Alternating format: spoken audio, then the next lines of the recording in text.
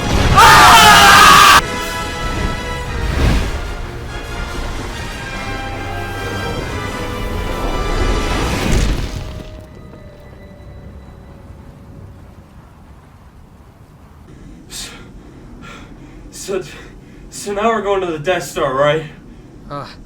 Yeah, put her in reverse.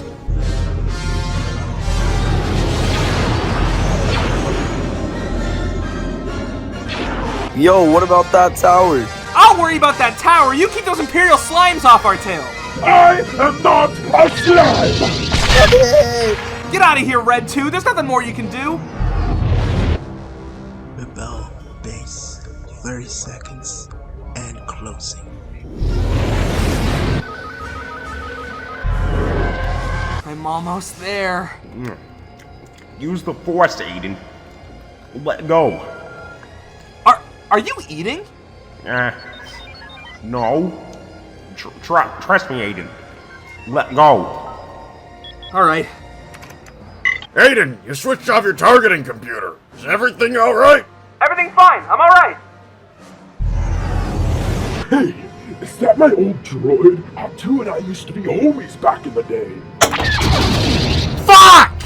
Ow! Shit! What the fuck? I'll fucking kill you, motherfucker! Oh, sorry. I mean, I have you now. What? Yahoo! See, I told you we make it! And just in the nick of time. Hey, look out!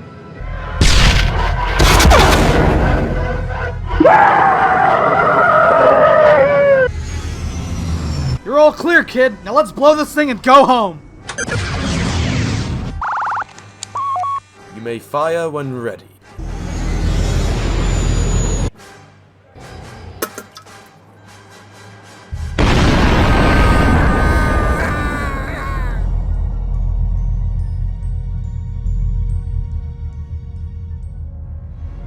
Great shot, kid. That was 1 in a million.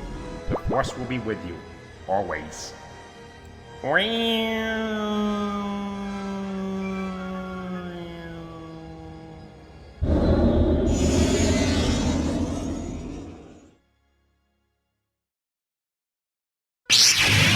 me, Obi-Wan Kenobi.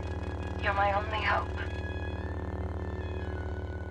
I'm back and I'm wearing some new pants, baby. Let's do this. I'm very open about the fact that The Empire Strikes Back is not only my favorite Star Wars movie, but also my favorite movie of all time. But honestly, that movie is absolutely nothing without A New Hope. This movie created something. It created a franchise, sure. It created an iconic world with iconic characters, yeah, that too. But I think most importantly, it created a generation. My parents grew up in the era of the originals.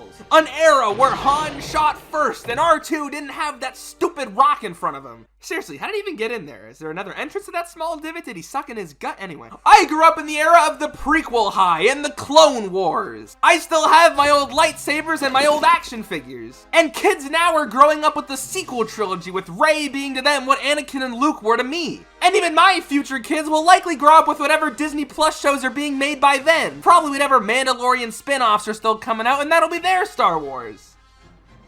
Little fucking shits! My point is, A New Hope is the movie that started it all. It created this thing that my family and I watch every year when we put up the Christmas tree. Families will continue to share this movie with each other and pass down to the next generation for the rest of time, and I don't think that can ever be understated. As unfortunate as it is, I can accredit Star Wars for me being the way that I am. As a kid, it taught me so much. I was indoctrinated into this cult at the age of 3, but 15 years and thousands of dollars later, I'm still here. A New Hope wasn't my first Star Wars, but it was one of my favorites growing up. It's a simple movie with a simple plot, but in my opinion, that's what makes it so magical. It's a movie I can watch over and over again and take something new from it each time. It's a movie that reminds me time and time again that there's always good in this world, and that even through the darkest times, there is always hope. Hope that things will get better, and hope that you can make a difference. And I love that a movie can still feel like this in my old age of 18. And I love that a movie can still teach me things all these years later. And I love that a movie like this can make me feel. And I love that characters like this can stick with me throughout my whole life. And I love that something as simple as a little space adventure that came up before I was even fucking born can do all this for me. And through everything I've been through and everything I'll go through in the future, the thing that's always been true and always will be true is that I love A New Hope. Because it's called A New Hope and not Star Wars. Okay, bye!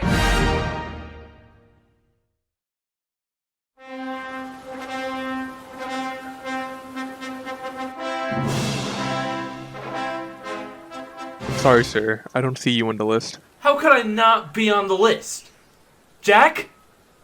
Jack Baca? I have a Chewbacca here. Don't see anything of a Jock Baca. I'm supposed to get a medal.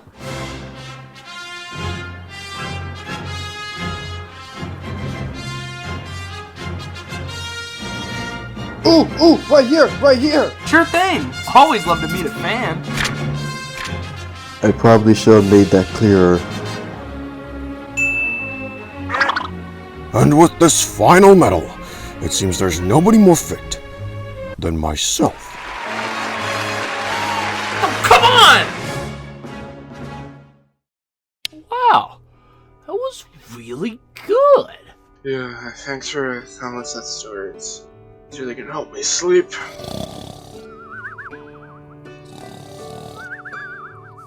So our next story is one of fathers and sons, love and loss. A darker, more epic chapter in our saga. Because this is the story of The Empire Strikes Back.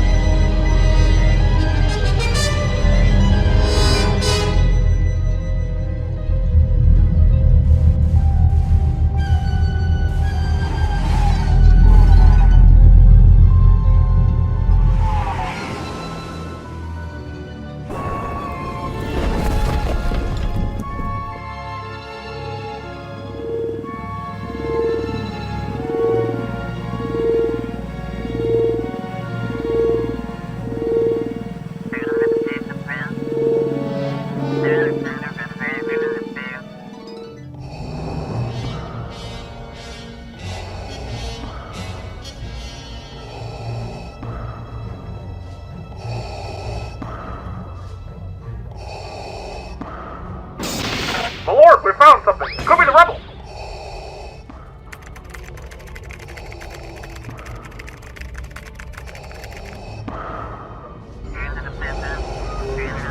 Excellent.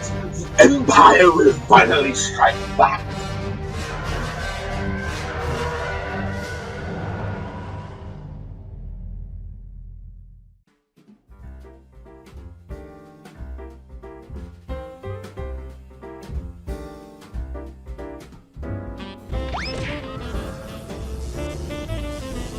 Fine! I guess we're just gonna have to do the whole thing over again. No. No. No. No. Oh, Jesus, no, no. Okay, I don't want to watch TV anymore. Nothing good on around this time anyway. Jack, can I get your help here? In a minute! Seriously? Alright, jeez. Well, you better hurry up and start helping me. We gotta make it to your family dinner by tomorrow. Wait, you guys aren't gonna be here for Christmas? Nah, every year Jack and I pay visits to his family. It may result in some 40-minute nonsensical TV special, but his mother makes the best pork roast you'll ever eat. But I thought we were gonna spend Christmas together, you know, here at the base? Sorry, kid. It's tradition. Now, will you help me fix the damn ship already? Yeah, I'm coming. Oh. The Empire has found us! I repeat, the Empire has found us! Oh no, I'm just joking. They really are here though. Typical Empire, sending cheap, flimsy machines to try and slow us down. We got this.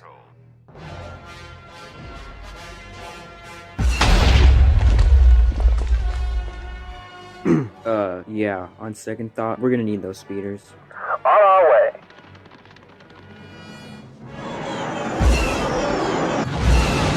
Alright, boys, what's our plan here? Well, their armor is too strong for blaster fire, so we're gonna make our way around the back and use tow cables. Yeah, no. I'm just gonna hit them so hard the budget drops. No, don't!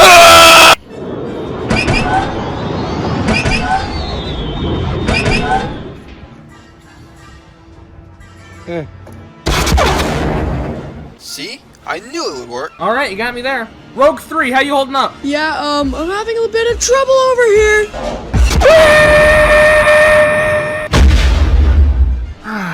Shit. Alright, kid, we're leaving. Need a ride? You know what, actually, yeah, everything's kind of a shit show up here. I think it's best we go ahead and evacuate.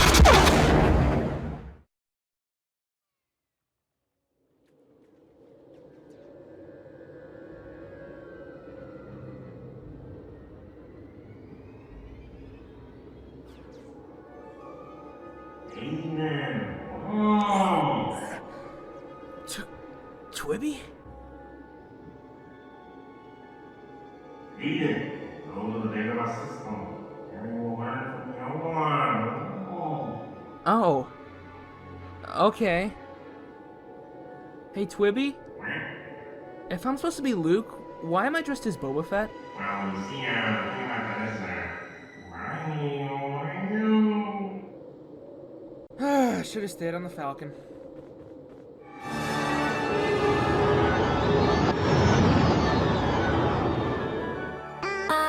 Yes, R2, I'm sure it's perfectly safe for droids. I mean, what's the worst that can happen anyway? I'm not gonna crash the X-Wing into a swamp.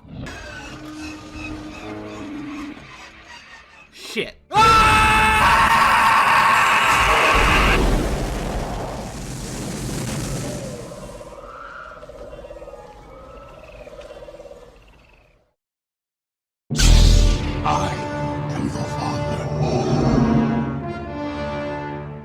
Christmas, my favorite time of year. Everybody loves Christmas. Unless you're Jewish, Muslim, Buddhist, or a Jehovah's Witness. There's just something about Christmas for me. Whether it's hanging up the tree with the family, or grabbing a nice mug of hot chocolate and opening presents.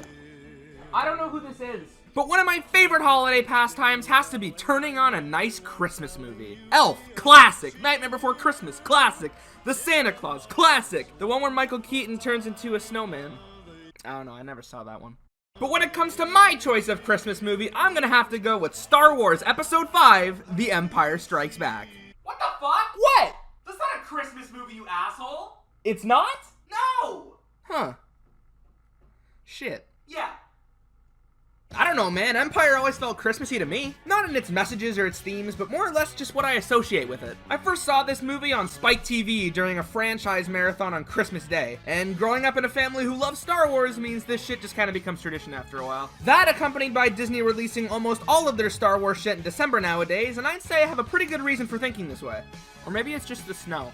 Actually, you know what? Yeah, it's probably just the snow. I've been promising this video for a while now, so I think since it's the Christmas season, now is as good of a time as ever to finally jump into this movie. Also, just a warning, this one might get a little long. I like to talk about Star Wars sometimes. So without further ado, it's time to finally jump into A New Hope. Whoops. Didn't you already make a video about this movie? Yes, actually. Yes, I did. Don't tell anyone I said this, but it kind of sucks. There's a lot of stuff I left out in my original video, plus some of my opinions just straight up changing. So I'm not gonna stay on this one for very long, but I'd like to at least touch upon it briefly before jumping into... I genuinely believe A New Hope is perfect. It's got perfect pacing, perfect special effects, perfect set design, it's action-packed and fast-paced, and it's got great characters. If I had to describe the feel I get from this movie, I'd say it's the Star Wars film that feels the most like a movie. What I mean by that is the fact that it kind of looks like shit. I mean, look at these two stormtroopers, for fuck's sake. They have different helmets. You can tell George Lucas wanted these movies to look super clean and futuristic, but I think it was just kind of a mistake making all the environments look like this. Also, when talking about these movies, people like to bring up the special editions. And I think this one definitely has it the worst with the special editions, but I don't know, I kinda don't care. Like, of course the changes are shit. I don't need to see Greedo shooting at Han and then Han breaking his fucking neck. And I definitely don't need to see Boba Fett glancing into the camera, but I don't know, I'm kinda too young to have really grown fond and nostalgic for the original. Yeah, I get it, you shouldn't tamper with these movies and then make the original versions unavailable. Yes, I agree wholeheartedly, but at least A New Hope was George's movie. If I went and drew Jabba the Hutt on this 10-year-old drawing, you wouldn't give a shit. But George going and touching up the other movies in the trilogy is like if I went and put Jabba the Hutt into the Mona Lisa. It's not my work. Anyway, I'm getting sidetracked. A New Hope is my second favorite Star Wars, and I think it's the perfect way to begin a franchise like this. It's a simple-ass movie with a simple-ass plot, but leaves room to be expanded upon in a sequel. Anyway, A New Hope, 10 out of 10. Alright, Empire time. As someone who spent a good chunk of my life in it, I gotta say, the Star Wars fan base is pretty fucked up. Nobody can agree on anything. I mean, God forbid you have an opinion on The Last Jedi. They're like animals! But the one thing that everybody can agree on is that Empire is the best one. Not necessarily your favorite, but the best. Even people I know who don't like Star Wars like this movie. And I think that's just due to how much of a feat of filmmaking this movie is. There's a new dance, doing the tauntaun. 3 steps like this, and then fall over. How can they laugh in this weather? Topping yourself is an incredibly hard thing to do. The first Star Wars was an insane success. It was the first movie of its kind. So making a sequel seemed like an impossible task. But my God, did they ever do it. They surpassed themselves in every conceivable way. This time, George opted out of directing due to how hard on him the original was, which I think was for the better. Look, I love George. He's a brilliant man, but he's not exactly Martin Scorsese or anything. Instead, he hired Irvin Kershner, who was mainly known for spy films at the time. The movie had a budget of $18 million and filming was not easy. The scenes on Hoth were filmed in, you know, there. And the snow was so fucking bad that this scene, you know, the scene taking place in the mountains of snow, was filmed outside the hotel the crew was staying in. My poor Canadian heart. I felt that. Anyway, Hoth overall was just a fucking disaster. It was either too cold outdoors or too hot indoors. One of the sets even caught on fucking fire. But even off of Hoth, filming was a challenge. Pretty much all of Mark Hamill's scenes consist of him being pretty much the only one on set. Except for Frank Oz under the floorboards, and sometimes Alec Guinness on a green screen. And I honestly think it's a fucking miracle that this movie actually works, considering how it was pretty much doomed to fail from the moment it was written. I mean, a grown-ass dude hanging out with a little puppet man in a non-Sesame Street environment really should not feel as natural as it does. There was a lot banking on this Yoda puppet, and oh my God, it looks amazing. Just like all the other special effects. The effects in this movie are on another fucking level. All the ships are practical models, there's a ton of stop motion. Not to mention the sets look fucking fantastic too. Nothing ever looks wonky or off, and I hate to credit them, but I think that's due to the special editions. Okay, I know I just talked about them earlier, but I'm just gonna come out and say it. The special edition of The Empire Strikes Back is the best version of the movie. Oh, there's a brick through my window. I know it's kind of controversial to praise the special editions, but oh my God. All the changes in this movie just make sense, man. The Emperor's not a weird lady with monkey eyes anymore. Cloud City is windows and balconies now. The effects have been cleaned up. Boba Fett's new voice. You can actually see the Wampa now. The works. The only thing I don't like in the entire special edition is that one line of Darth Vader that got changed. You know, in the original movie when he says, "Bring my shuttle." Yeah, they changed it. Now he says this. "Alert my Star Destroyer to prepare for my arrival." Why did they do that? I don't think Empire is one of those movies like Jaws or The Evil Dead where the stories of how they were made contribute to the quality of the movie, but I still think it's worth mentioning and it makes me appreciate some of the finer aspects of the movie. Now, if you excuse me, I have to go fix that window. I am freezing my ass off in here.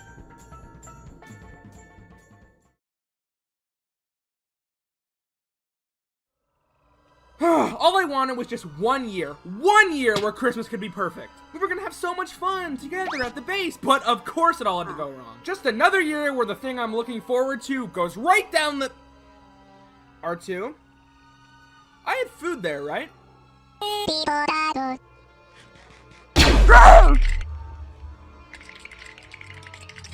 You're Yo-Glob. No, Yo-Glob I am not. Yo-Glob I am. Come train to be a Jedi you must. R2, how did we get here? Why are we doing this? It's Christmas Eve and we're sitting on this gross, swampy planet to become a Jedi while 1-Up and Jack are off having their perfect Christmas!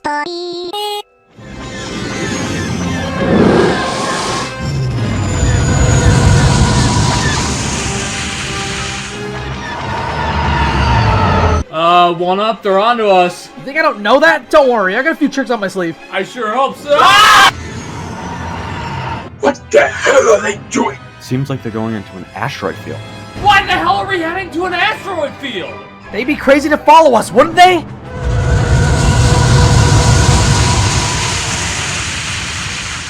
Crazy, huh? I didn't think it would have to come to this. It's a marvel they're keeping their composure during this.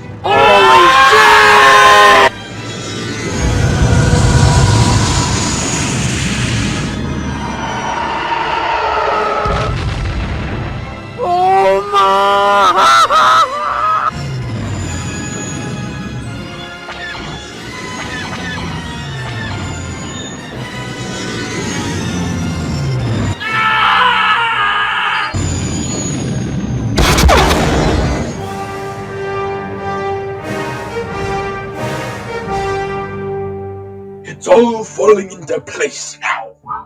Not to be disrespectful, my lord, but didn't we lose them? Do you think I'm stupid? No, sir. We're tracking them. Ah! Fuck! I've had enough of this stupid training. I shouldn't even be here. I should be off enjoying my holiday. Words of a Jedi. Those are not. But that's the thing! I don't want to be a Jedi! I didn't ask for any of this! I'm clearly not fit to be a Jedi anyways! This Force stuff doesn't make any goddamn sense! A bigger test you need. A bigger test? What do you mean? The X-Wing. Lift it. Alright, I'll give it a shot.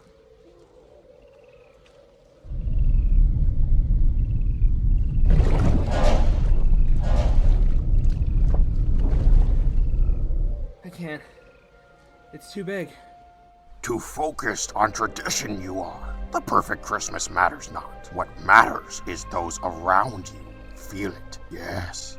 The Force, that is. Much like the holidays, the Force binds us together, penetrates us, helps us grow. You need to let go of the perfect Christmas. Focus on your friends, your family.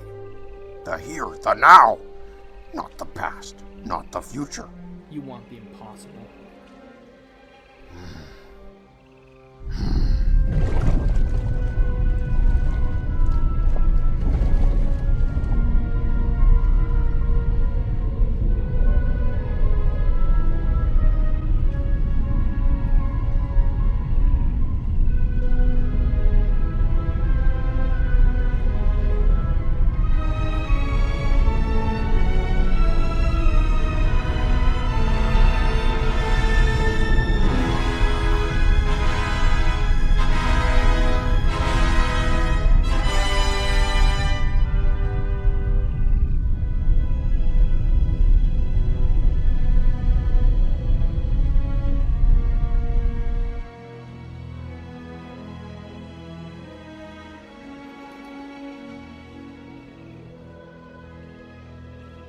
I don't believe it!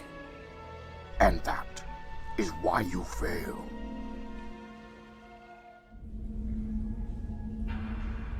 See, I told you we'd be fine. Sure, but now what? We can't go to Lightspeed. We're in the middle of nowhere and there's Imperials everywhere. Good question. Well, I found a place, but you're not gonna like it. No! No! I am not going there! Hey, Bondo. You got a lot of nerve coming here after what happened last time. Wait, what happened last time? 1-Up, remember? So as I was saying, I paid 50,000 credits for this ship. She's the fastest ship in the galaxy, and I don't know what I would do if I lost her. Hey, look over there! It's one of Jabba's slaves! Well, well, well, what do we have here? Come here, sweetheart. Oh, god damn it! Oh, sorry about that. Water under the bridge. What seems to be your problem? Hyperdrive, you know how it is. I'll get my best guys working on it.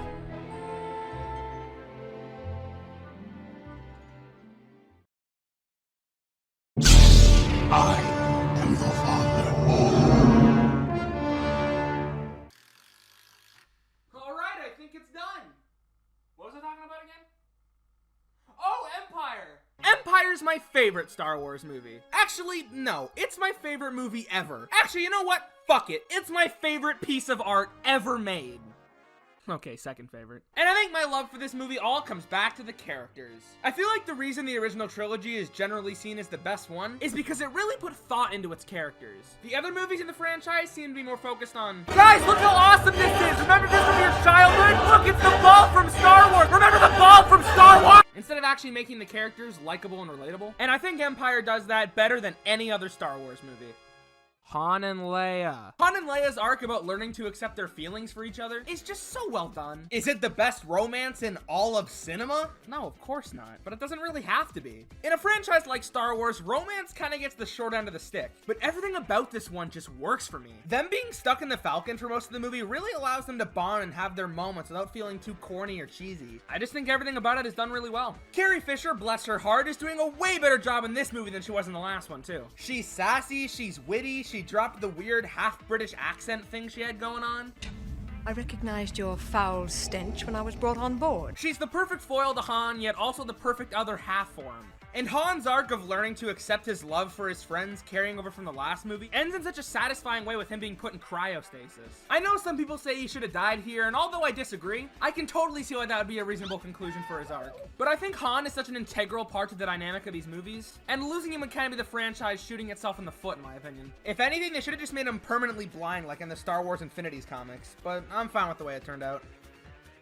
Darth Vader. Darth Vader was kind of a butt monkey in the last movie. He wasn't an incompetent idiot or anything, but he just didn't really do much in it. And I think they realized that because Vader gets the fucking all-star treatment in this movie. He's fucking killing dudes left and right for disappointing him. He's actually part of the action now, and he gets shit done. And throwing in the I am your father moment has to be one of the greatest fucking screenwriting decisions I've seen in my entire life. It brilliantly pulls the wool over your eyes and makes you think, oh shit, I don't know how to feel about this guy now. I think 9 times out of 10, if people hate your villain, then you've done something wrong. But they're the bad guys. They're in the wrong. I don't care, all right? I don't care. People love Palpatine. People love Green Goblin. People love Voldemort. And that's because villains can be likable in their own special way. I have no fucking idea where the notion came from that if you like a villain, you automatically agree with them. Yes, people actually think that way. You don't love Vader for the same reason you love fucking Superman. They made sure you love Vader by making him an entertaining threat. This movie alone certified Vader as my second favorite Star Wars character. The chilling voice of James Earl Jones and the fucking fantastic physicality of David Prowse just make this character who he is. They weren't fucking around writing Vader. He owns this movie. I also like the moment where he looks like an ice cream. Luke without a doubt has my favorite arc in the movie. Him having to overcome his impatience to reach his full potential on this gross ass swamp ass planet with a little goblin guy sounds so fucking boring, but everything about it is so goddamn compelling. Yoda's speech about the Force and why it's so important, followed by him lifting the X-Wing out of the swamp, has genuinely gotten me to stand up and clap before, in the dark, by myself. Guys, I'm terminal.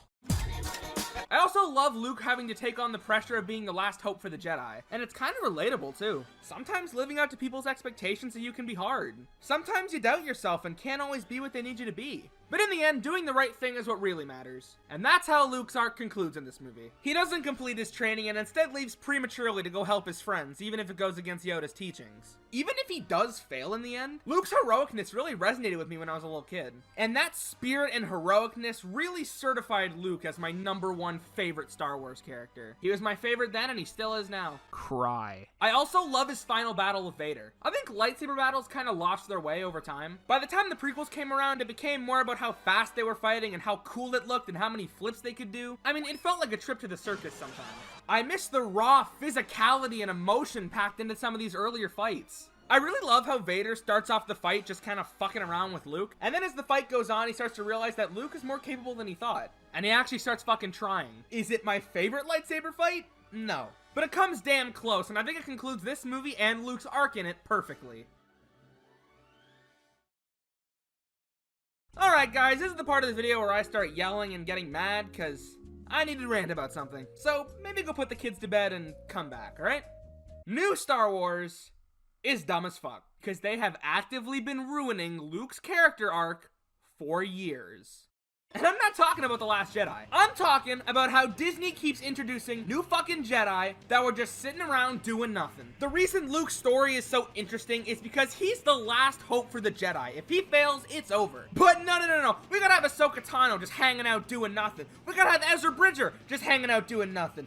Fuck, you know what? I bet Cal Kestis is still alive too. Why the fuck would you purposely negate the movies you respect for no reason like this? Oh, that's right. We needed an Ahsoka show. Spin-off shows! Every goddamn character needs a fucking spin-off show. Remember new stories? Remember new characters? Too fucking bad, guys. Here's Darth Maul. You guys remember Darth Maul, right? Here's 10 new Darth Maul shows. Here's 5 animated Darth Maul shows. This isn't Star Wars! This isn't Star Wars! Boba Fett, yeah. When did we decide that Boba Fett wasn't cool anymore? Because I remember people always talking about how cool he was. And then one guy was like, hey, Jango Fett's actually better. And then everyone was like, oh shit, I guess we don't like Boba Fett anymore. I think people kind of judge these movies unfairly. You can't compare shit from 1980 to the kind of shit that's coming out now. It's just not fair. The reason I love Boba Fett in this movie is due to the context of Star Wars at the time. This is only the second one. Yes, Boba Fett has like 3 lines and just kind of stands around for most of his scenes, but before I get around to why I think he's so great, let's talk about the previous villains in Star Wars. You know, for context. I love him, but Tarkin doesn't really do anything. He orders the destruction of Alderaan and just kind of tells Vader what to do, but he's just a regular ass dude. His story ends by fucking exploding in his own death weapon. It works for the movie, but if we're being fair here, it's kind of silly. Greedo is the first bounty hunter we ever see in Star Wars, and the only reason he's in the movie is to die. He sits down, gives exposition, turns into a puppet, and explodes. Does Jabba the Hutt count as a villain? Darth Vader has 12 fucking minutes of screen time in the first movie and doesn't really do anything. He kills Obi-Wan, I guess, but Obi-Wan let him do it, so I don't know. Vader's only really in the movie so we can have a cool looking antagonist who can fight, but with his 12 minutes, he doesn't exactly get a lot done. He's a comic book villain in this movie, not the menacing badass you don't want to be later on. Yet again, I think it works for the movie, but I'm just saying. His story ends with him spinning out and blasting off like fucking Team Rocket. In comparison to those guys, Boba Fett is the most capable villain we've seen so far. He finds the Millennium Falcon almost effortlessly by outsmarting Han Solo. You know, the guy we're supposed to think is super fucking clever in this scene. He talks back to Darth fucking Vader, and he wins in the end. Also, the biggest argument I can provide is this moment. When Luke unholsters his blaster, Boba Fett looks straight into the camera just to show that he knows what's up. And then Luke thinks it's all good, and surprise, Boba Fett, you wouldn't see this shit from a stormtrooper. Sure, he doesn't do a whole lot in the movie, but most of his screen time is filled up with him just being a competent antagonist. Also, I am not immune to the effects of a monkey brain. Boba Fett's design is fucking awesome. He looks very cool. I will say though, I totally understand why people don't like him in Return of the Jedi. He's fucking awful in that one.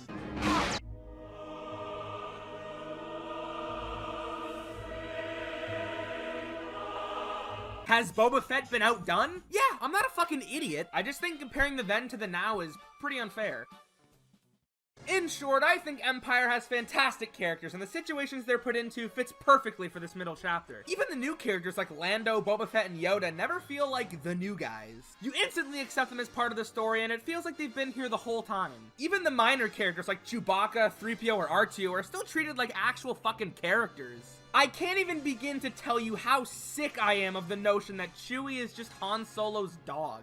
He's his own person who has feelings and can hold conversations with people. C-3PO and R2-D2 have also kind of just become the novelty faces of Star Wars. They don't actually get to do anything in these movies, but they're obligated to show up for them. Both of them are actually part of the story in this movie instead of, look, it's the guys from the first one, see? You like the first one, right? Look at it! We're the Disney police, you're coming with us! Oh shit! Come on guys, we can talk about this! We're tired of you bad-mouthing Disney, you're coming with us! Shit, enjoy this!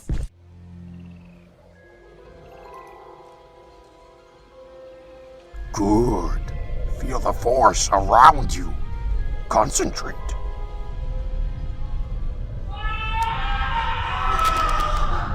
Join me, and we can rule the galaxy. I gotta go. No. Finish your training, you must. Ready to fight Darth Spoon. You are not. My friends are in trouble, I gotta go help them. Aiden, face him. One interfere. No. Yes. To two of you listen. I'll come back. I promise.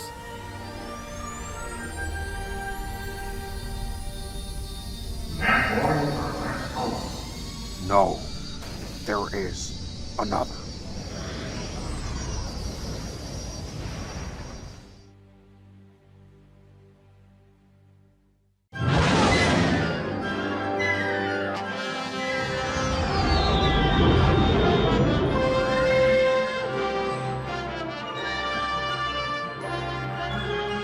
Yeah, I promise we'll be there by tomorrow. We're just in a bit of a situation right now.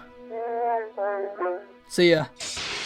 Your hyperdrive's all fixed. Can I offer you a refreshment before you go? Nah, we should really get going. Oh my god, I'd love to. I'm starving. So you really won the entire city in a card game? Is that even legal? No, not really, but neither is stealing a ship from your buddy. Still sorry about that. Water under the bridge. We would be honored if you would join us. God damn it, Jack, you just had to come down here for food, didn't you? How was I supposed to know he was gonna be down there? You always do this. This is not the first time this has happened.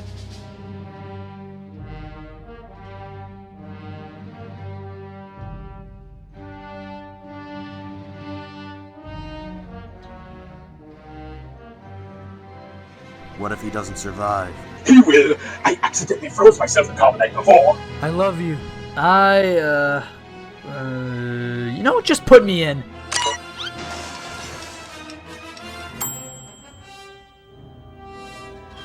Escort the droid and the Wookiee to my shuttle. That was never a part of our arrangement. I am altering our deal. Pray I don't alter it any further. Lord, Aiden's ship has just landed. Excellent. Prepare the chamber for him. R2, go back and wait with the ship. This might get dangerous.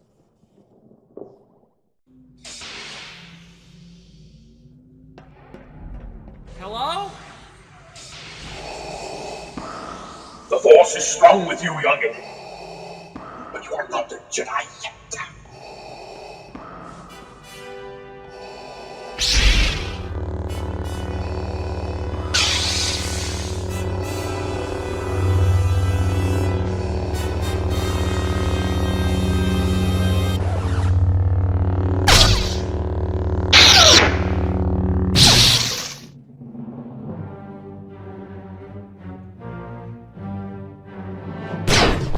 Come on, we gotta go. So what? All of a sudden you're Mr. Nice Guy? Look, I'm sorry for what I did, but now I just want to help.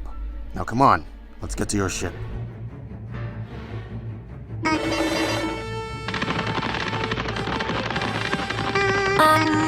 Bye.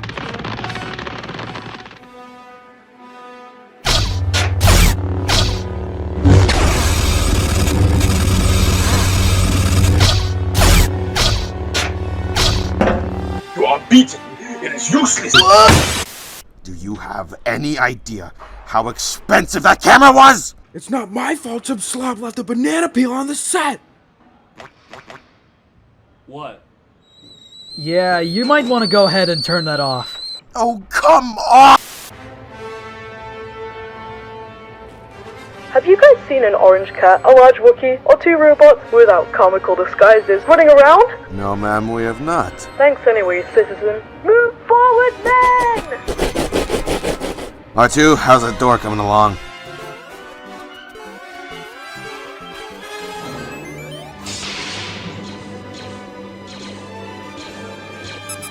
Alright, punch it, let's go!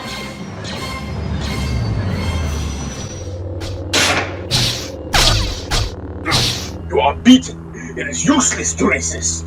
Join me, and we can rule the galaxy.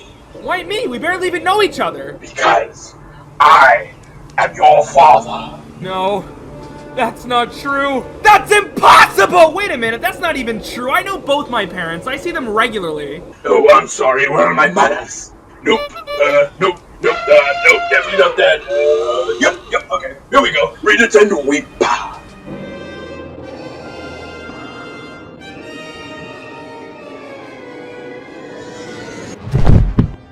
I don't believe we've met. Brace for impact. Hyperspace in 3, 2, 1!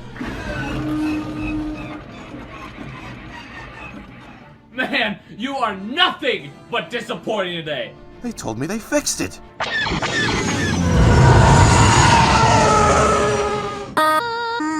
What do you mean it's still broken? Hey, get back here!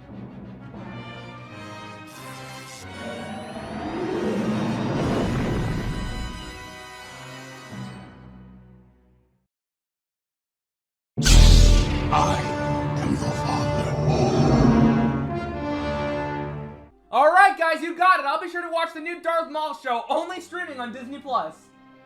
Stupid liberals. I've already acknowledged that Empire Strikes Back is my favorite Star Wars movie. I've also already acknowledged that Empire Strikes Back is my favorite movie of all time. But why? Because it's fucking magical, man. No other movie I've seen has the grand sense of adventure like Empire does. No other movie I've seen has the amazing set design and pure unadulterating filmmaking like Empire does. And no other movie I've seen has the heart and the soul like Empire does. Watching this movie as a 5-year-old taught me what it meant to be a hero. It taught me what makes a villain. And it taught me that feelings are okay and are nothing to be ashamed of. It taught 5-year-old me the value of patience, love, and sacrifice. Fuck, man, not to be pretentious, but I think it taught 5-year-old me the power of cinema. And shit, man, it holds up, too. Most childhood favorites don't hold up, alright? They just don't.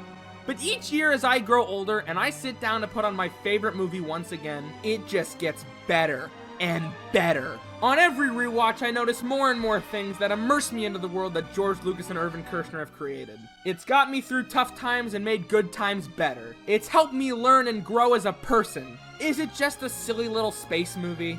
Yes. But fuck, dude.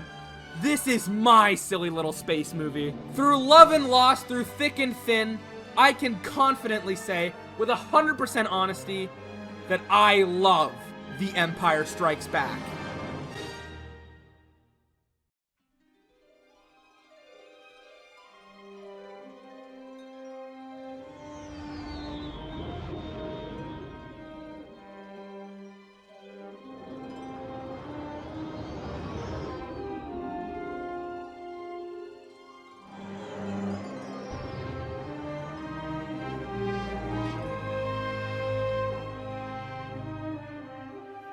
Alright, the punch is out, the pork roast is in the oven, and it looks great in here. Yeah, no kidding. This is great. Speaking of, I got you something. Oh, Jack, you didn't have to do that. Oh, Jack, this is sick. I got something for you, too. Ooh, what is it? Alright, everyone, the food is ready. Dig in. You know, this Christmas was shaping up to be pretty shitty, but I gotta say, it really came through. I love all you guys. Shouldn't we go after one-up? It's not really that urgent, is it?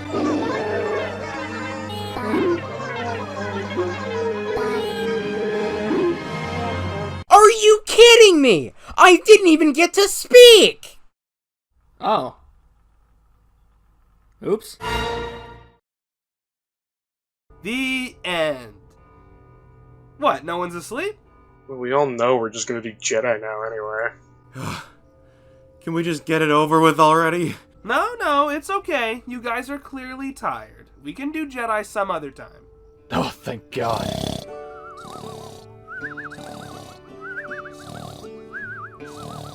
So a long time ago in a galaxy far, far away.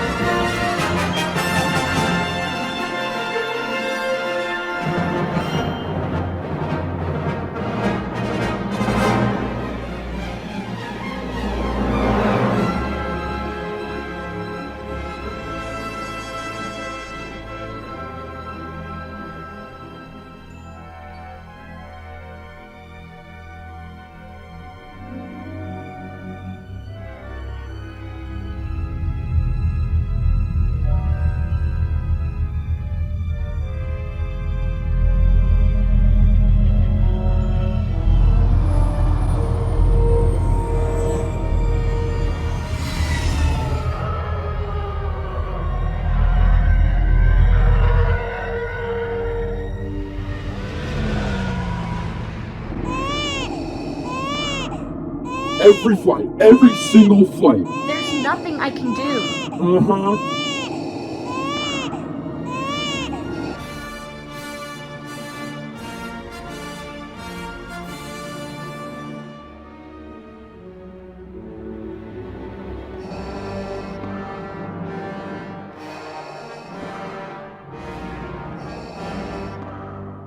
Lord Spoon, we are honored by your presence. May dispense with the pleasantries, Commander. I'm here to put you back on schedule. Back on the schedule? Sir, I think building this entire thing that took 19 years for the first time in 3 years is pretty remarkable. Well, you can tell that to the Emperor when he arrives. The Emperor's coming here? Wait, I thought you were the Emperor. Don't do that.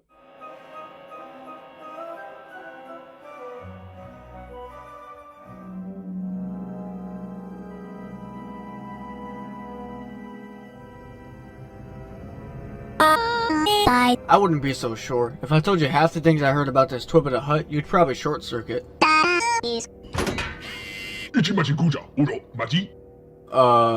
Yes? Okay.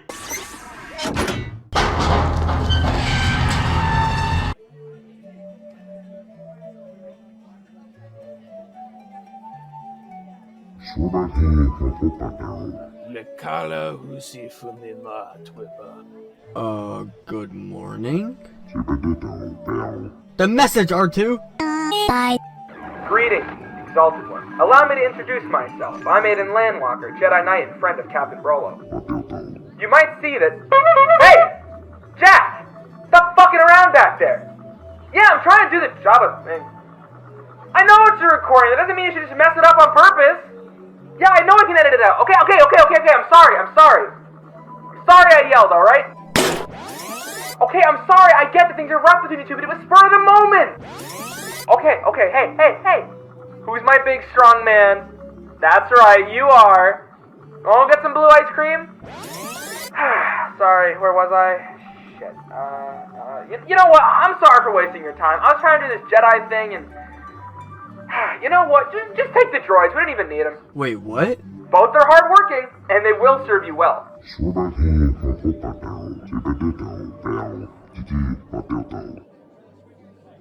Hey, but if you take these droids, I'm gonna need my friend back, okay? I gotta get something out of this.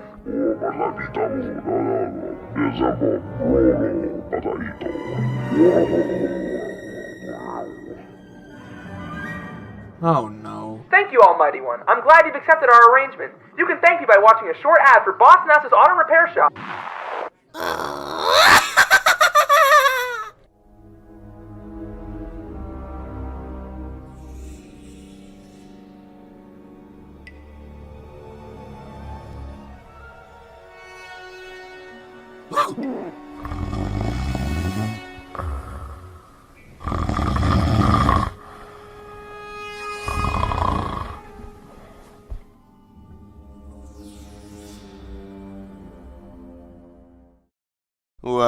Well, what do we have here?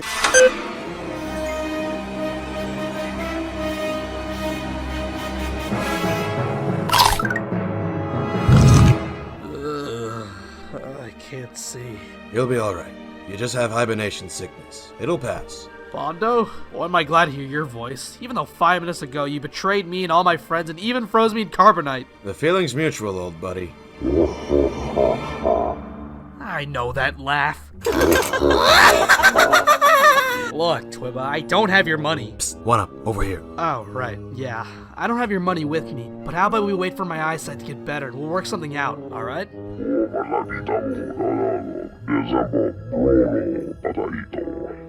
Is he going for it? I wouldn't be so sure. What was that?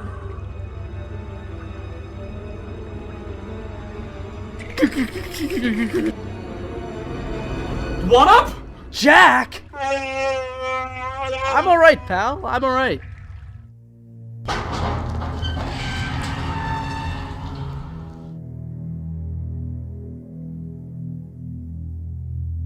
Hasino ka parudaki ankane.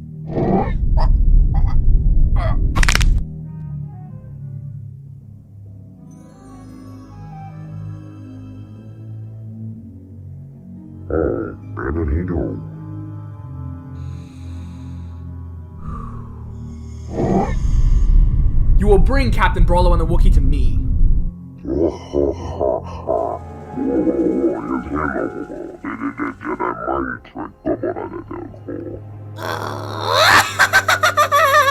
Well, then you leave me no choice. Come on, man, that was like my whole plan.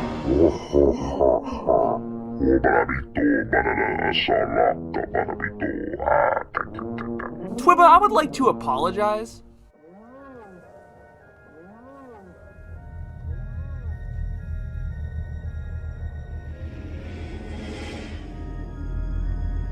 Man, I'm in a rush, let me go. This is gonna get so many likes.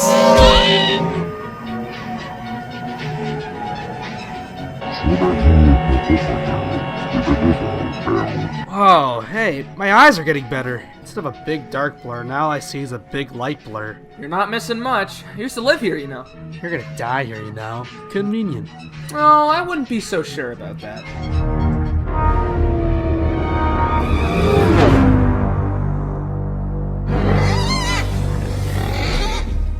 Victims of the almighty Sarlacc, the almighty Twibba hopes you will die honorably. Although that is probably extremely unlikely given the fact that it's a giant hole in the desert with teeth and fangs. So go figure, I guess. Wait, that's what this is? Look, Twibba, I actually do have your money. I just forgot it back of the Falcon. If you could just let me go get it.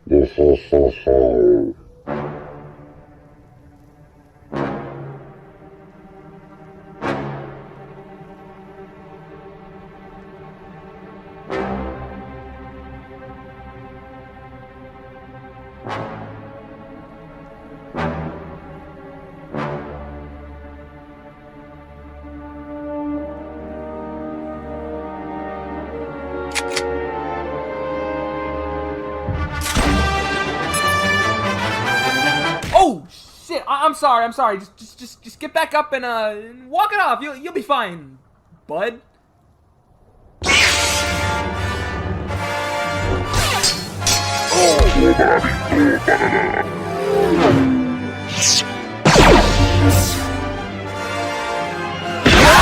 What up? Jack, help! Hold on, Bondo, I got this.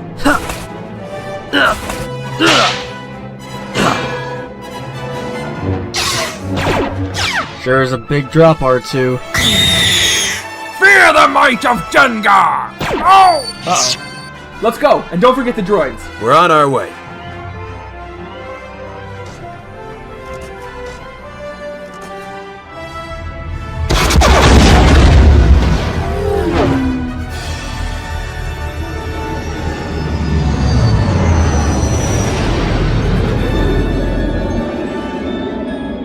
Hey, thanks, kid. You really came through for me today. Yeah.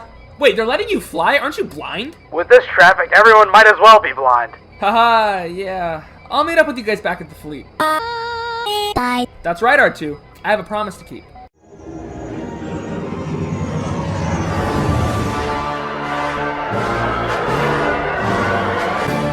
Ladies, gentlemen, and bees, welcome back to Weekway.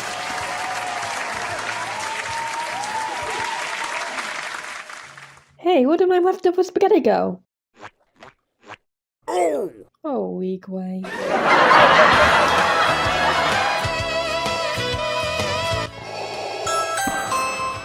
My lord, the Emperor is here. Oh god, should I change? I feel like I should change. Yeah, right.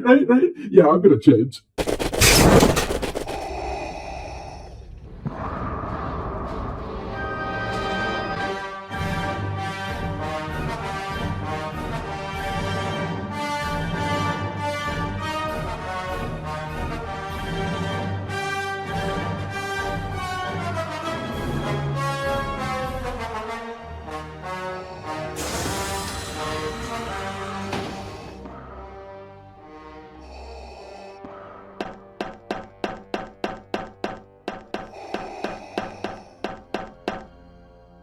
Rise. Master, it's good to see you. I got you a gift. Get that out my face. Yes, right away. I can sense you want to continue your search for young Aiden. Yes, Master. Have patience. When the time comes, bring him before me. We must turn him together. As you wish.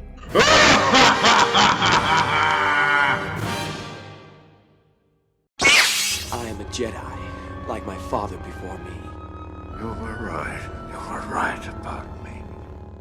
Oh boy, oh boy, oh boy, it's my favorite time of year! The time where it's fucking over. It's been a big year for me, actually. I've gone through a lot of physical and mental change. I got to experience a lot of the great media I've been sleeping on, and I actually got to keep a semi-consistent upload schedule. So overall, not bad. I started this year depressed, upset, and alone, and now I'm in a silly, goofy mood and full of a joyous whimsy. And now we're here at the end, when everyone's doing their nice end-of-year wrap-ups, talking about their experiences with the year, the good, the bad, the ugly. But me?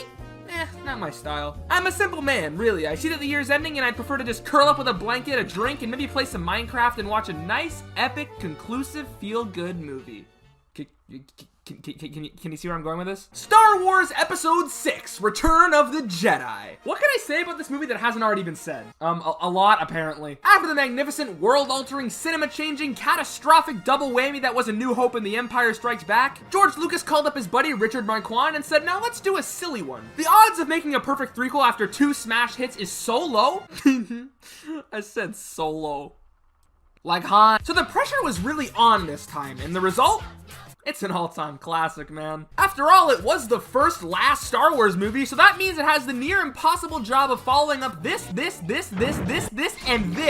I mean, God, if you were George Lucas and asked me to do something like this, I'd probably just throw a shoe at you. But thankfully, it wasn't my job, and we have a movie to watch. So without further ado, let's spend New Year's Eve together and enter the new year the right way by watching the best New Year's movie of all time, Return of the Jedi.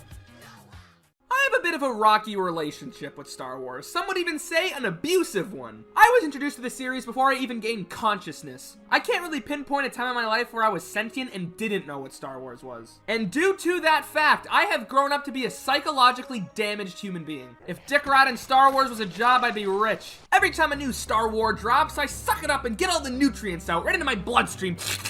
Look at that Luke! He's a computer man! Just like I remember from my childhood! But then, a month or two passes, and I just kind of snap out of the euphoria and move on. I've had this feeling for a while, too. Bad Batch didn't really tickle my fancy that much. Book of Boba Fett was fucking awful, and Obi-Wan just kind of made me sad, I guess. And over this past year or so, I've been having this little dilemma with myself. Am I growing out of Star Wars? I mean, I'm basically an adult now. Maybe it's time to let old things die, move on, start watching grown-up movies. Nah.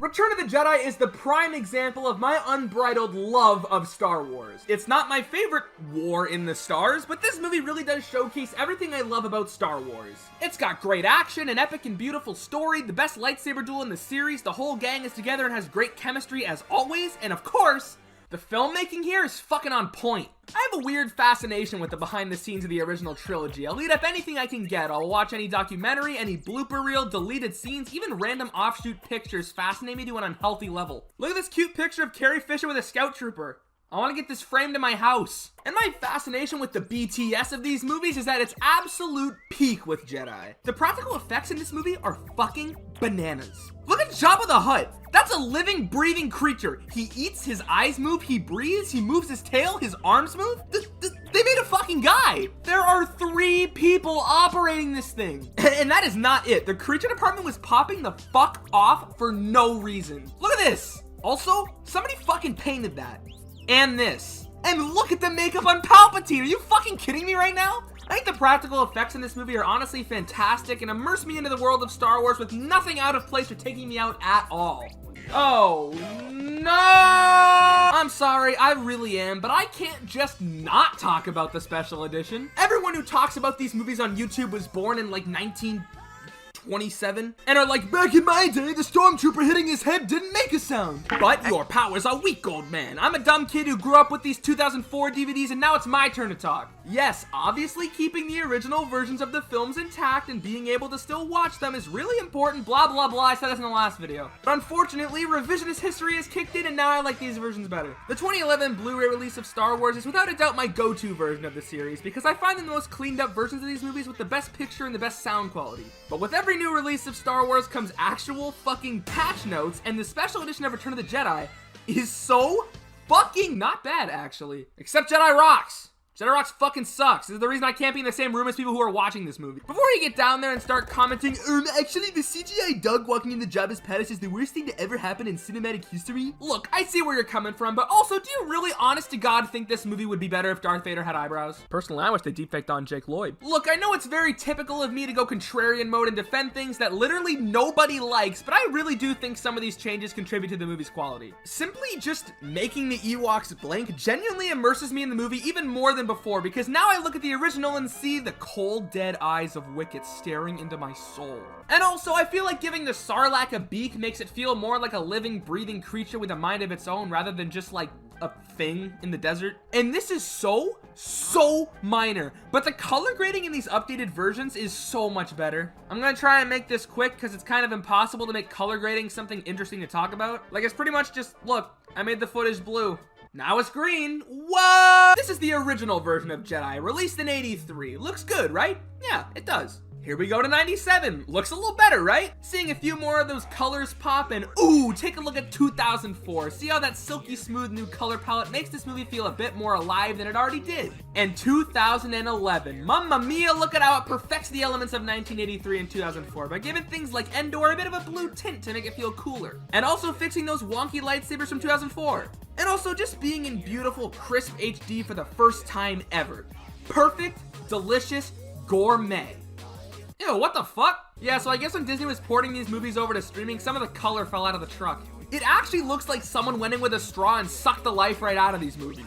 Look at this shot of Tatooine. What the fuck happened? The new palette is supposed to resemble the original coloring of these movies, and I guess I can understand making a change like that after everyone's been bitching and moaning about seeing the originals for years, but I don't like that. I'm also a snob who bitches and moans about everything, so whenever it comes time to rewatch Star Wars, I'd rather just go grab the Blu-ray disc with that sick-ass art, the cool-ass menus, the fucking book, and that beautiful color grading, than have this fucking tofu Star Wars buffer and lag throughout the entire viewing. So yeah, I like the special edition. I don't know, sue me. Actually, I think I've said sue me in like all of my videos this year. Maybe don't sue me, actually. Maybe just write me an angry tweet or something. Oh my god, did you guys really think I forgot to talk about the ending? Return of the Jedi's ending is my favorite ending of all time because I'm 5 and I've seen 2 other movies. But seriously, it actually is my favorite. Something about seeing all our heroes genuinely happy and partying after the vicious war we've been watching for 3 entire movies is so comforting and gives me a warm, fuzzy feeling that I can't really describe. But if I gotta be honest, Yub Nub fucking sucks. I'm sorry, I really am, but watching this high energy party with all these guys dancing and grooving just kind of gets a bit worse when the soundtrack sounds like a baby playing with 2 sticks and a rock. Okay, fine, like the ending of the song is good, I guess, but that's it! The rest sucks. Now hear me out, what if we took this great scene and wrote a new song to go with it?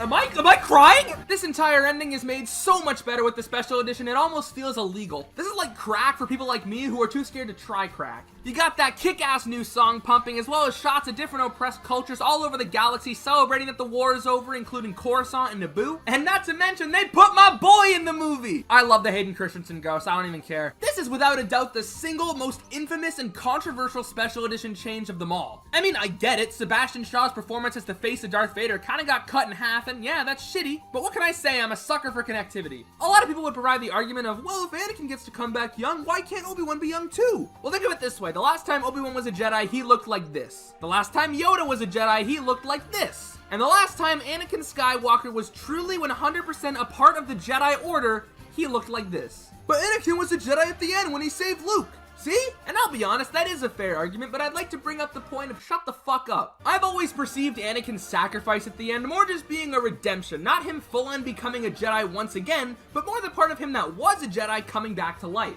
And that part of him, the one that lost everything, his wife, his Padawan, his children, his master, his whole life, looked like this. Did my reasoning make sense? Probably not, but it made sense to me. My whole point is pretty much that this new ending does a wonderful job of tying the entire saga together in one brilliant scene filled with familiar planets, no dialogue, Hayden Christensen, and that sweet, sweet music. Speaking of music, my man John Williams was popping the fuck off with this soundtrack. And yeah, I know he pops off with literally every single one of these movies, but with Jedi, they let Williams cook with some of the special sauce. This movie gave us so many amazing songs. The Return of the Jedi, Jabba's theme, Parade of the Ewoks, the Emperor's theme, the Rebel Briefing, Victory Celebration, and a Jedi's Fury? I mean, come on, man. Who let Johnny Boy in that booth unsupervised? He went way too fucking hard. I kind of feel like John Williams doesn't get enough credit for making these movies watchable. Considering Star Wars is a franchise that just kind of rolled out of the 70s, I would not be surprised at all if there was a point in the production where it's supposed to have a synthwave soundtrack. Because a fantasy movie set in space in the middle of the 70s probably should have been all over that shit. And if you don't believe me, I put together a little example of what that would be like. I'm also really bad at sound mixing, so I'm gonna have to redub the entire scene. He told me you killed him. No, I am your father. That sucked ass. I don't want to say that Star Wars is shit without the music or anything, because it's still got that amazing story and the great actors and all the special effects and the action, but like, this stinks! This is gonna sound like a bit of a weird comparison, but I can compare the music in Star Wars to the music in Family Guy. When you watch Family Guy and hear that live orchestra start kicking in, it kind of classes up the show in your mind, whether you notice it or not. And I can say the same for Star Wars. Return of the Jedi asks you to accept a giant slug monster holding our heroes captive on a big floating boat where a skinny blonde kid is gonna get his laser sword thrown to him from his trash can sidekick so he can fight a bunch of aliens and throw them into a giant asshole in the desert. But then the music starts going ham and you just kind of accept it. I think every attribute of the filmmaking in this movie is just fucking incredible. The set design, the matte paintings, the creature work, the music, the acting, the directing, even the motherfucking color grading never ceases to impress me every time I watch this movie. But I gotta say, what does impress me is how badly I gotta take a leak right now. So, I'll be right back.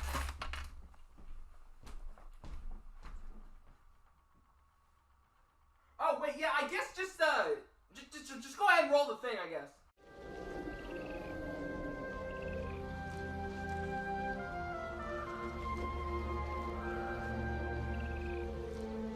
Come at a good time you have. About to pass on into the Force, I am. But Master, there's still so much I've yet to learn. Patience, young Aiden. In time, you will learn these things. Master Yoglob, is Darth Spoon my father? Your father, he is.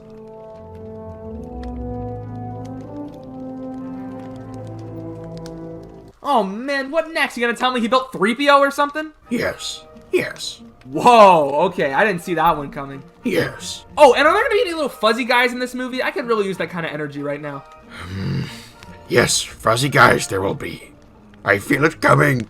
About to pass on into the Force I am. Wait, Master, I have one last question. Think fuck! What is it now, boy? I must know, if I'm supposed to be Luke, why have I been dressed as Boba Fett for 2 full movies now? Well, oh no! Death!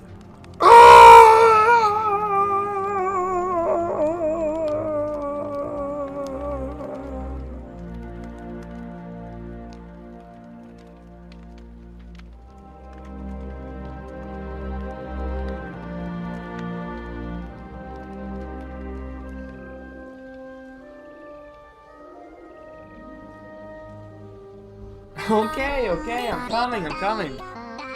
So, Aiden, do you think I'm gonna get more lines in this one? Sure! Oh, really? No. Hey, what's that? Your glove will always be with you. Obi-Wan.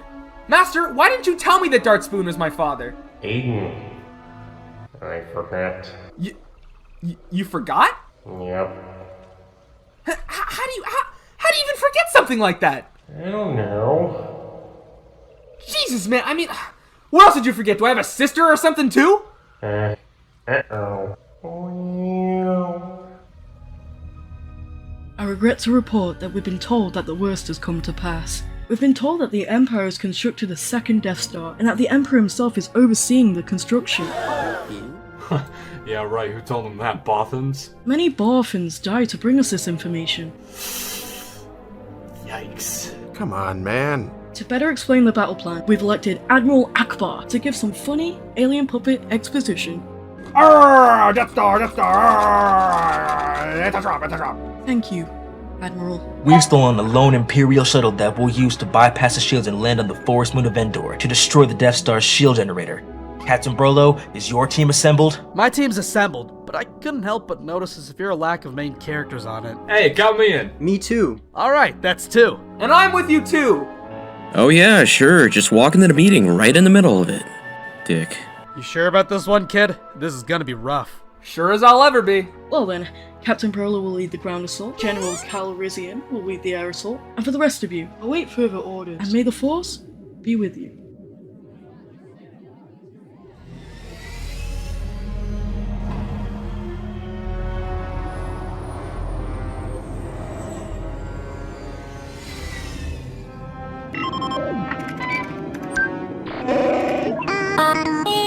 Here we go again. Alright, hang on.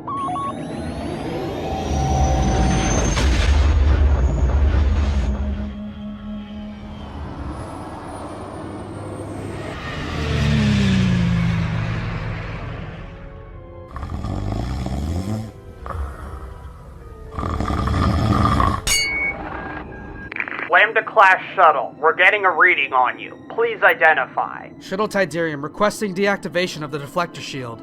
I've got a bad feeling about this. Don't worry, it'll work. Aiden. Oh no, I'm endangering the mission. I shouldn't have come. Nonsense, kid. It's all in your imagination.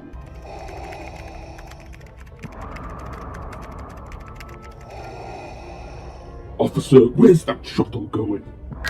Cargo and destination? Glad you asked, officer. We're transporting a strike team of rebels down to the forest moon so we can shut down the shield generator and blow up the Death Star. I mean, we're transporting General Grievous. Right, General Grievous? Oh, yes, it's me, General Grievous. I have 4 lightsabers. Well, that does sound like Grievous. Let them fight. Shuttle Tidarium. You are cleared for landing.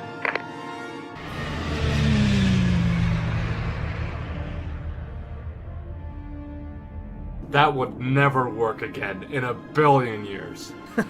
Doesn't have to, Jack.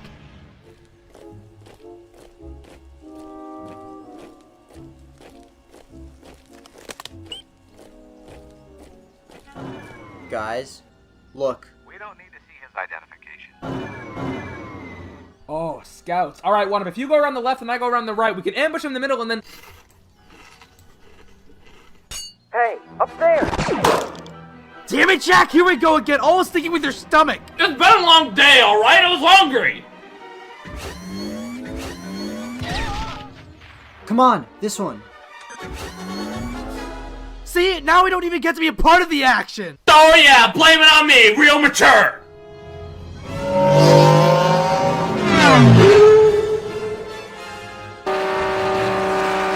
He's up there! Hit the accelerator!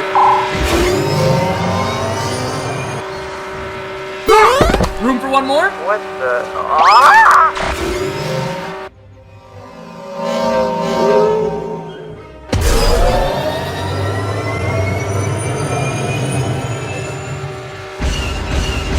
Keep on this one, I'll take these two.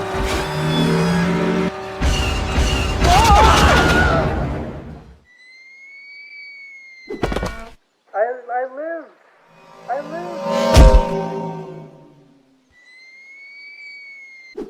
I'm still alive. No idea how, but I lived. This is the greatest day of my life. No, it's not.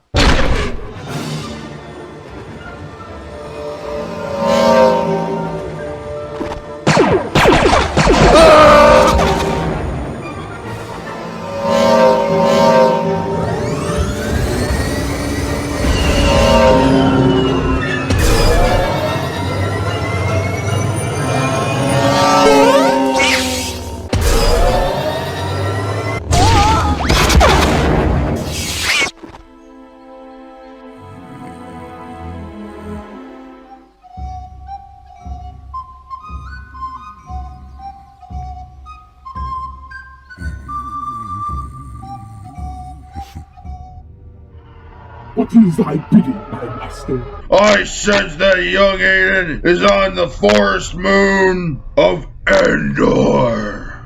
I sense it too. I want you to go down to the moon and bring him to me. We will turn him together. Yes, master.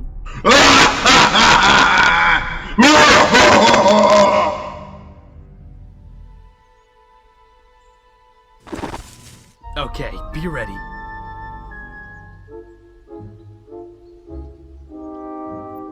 Oh, Aiden. Wait, where's Mal? I thought he was with you. We got separated. Wait, guys, shut up! Shut up! What is that?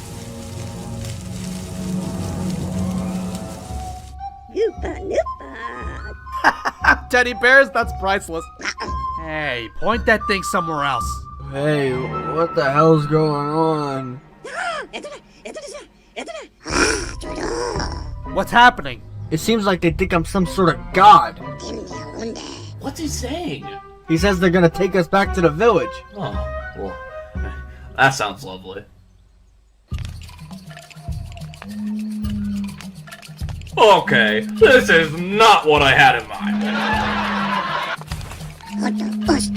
Hey, Shiny, they think you're a god, right? Well, then tell them to call it off! You know what? No, I'm sick of you calling me things like shiny or goldenrod all the time.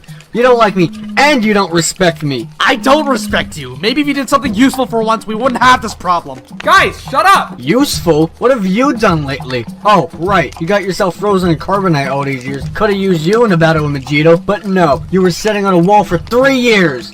You know what? Eat him first. What's all that noise? Oh, hey Mel. Hey, you can't eat them. They're my friends. Oh, thank God.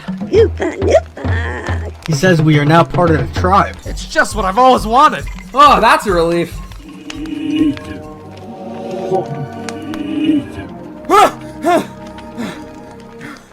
Aiden, what's wrong? I gotta go.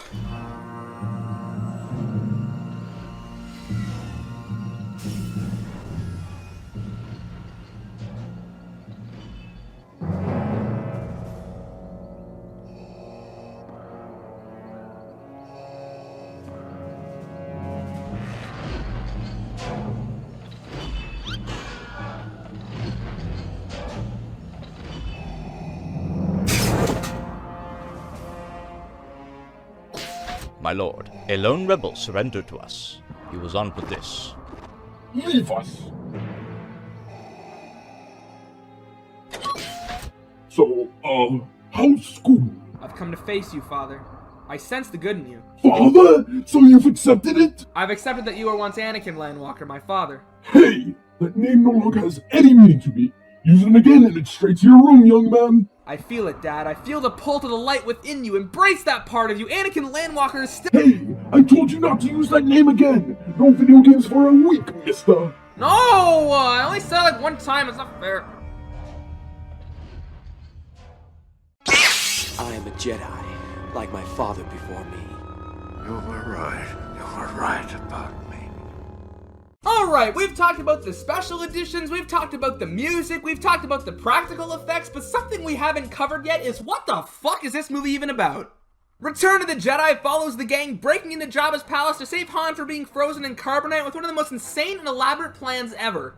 Don't worry, I'll get to it. And once that's over, they mount one last counterattack on the Empire after finding out they've constructed a second Death Star. The movie does all this, all while following up the Dagobah plotline, the Luke and Vader plotline, Han and Leia's romance, introducing the Emperor, redeeming Darth Vader, introducing new planets, species, and concepts, and you already know all this. I don't know why I'm explaining it to you. Alright, first off, I want to talk about the second Death Star. People like to act like the Empire making another Death Star doesn't make any sense, and that always confused the shit out of me because, like, the Death Star worked, didn't it? It's not fucking Jurassic Park. There was nothing inherently wrong with the concept of the Death Star itself. It just had a little boomy hole. And before you say, well, actually, the Death Star 2 has the same issue, does it? The Death Star 2 doesn't have the fucking trench. It's just unfinished. They literally make a very obvious point of showing you how the Death Star isn't finished yet. And also, this thing is obviously going to have some sort of core that powers the whole station, and destroying that is probably gonna make the damn thing blow up. If you disagree, then you probably just don't understand fictional space station construction like I do, and that's okay. I'm here to help.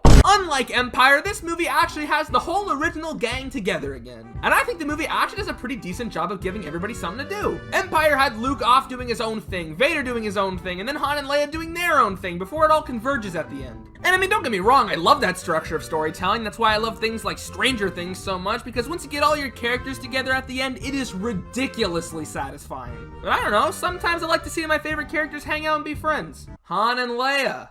Again. Han and Leia get the plotline of taking down the shield generator on Endor while also developing their romance from the last movie with a little bit of a wrench thrown in. In this movie, Leia finds out that she's not only related to Luke, but also Vader.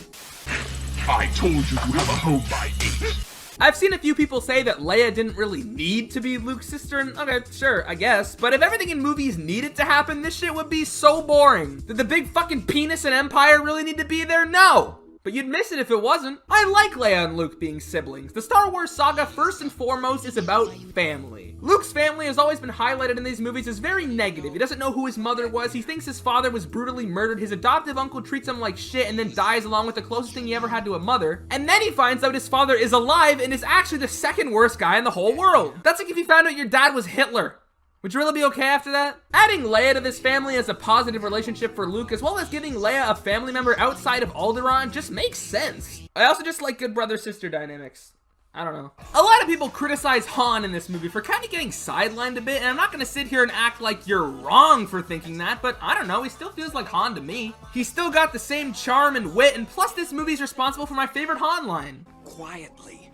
There might be more of them out there. Hey, it's me.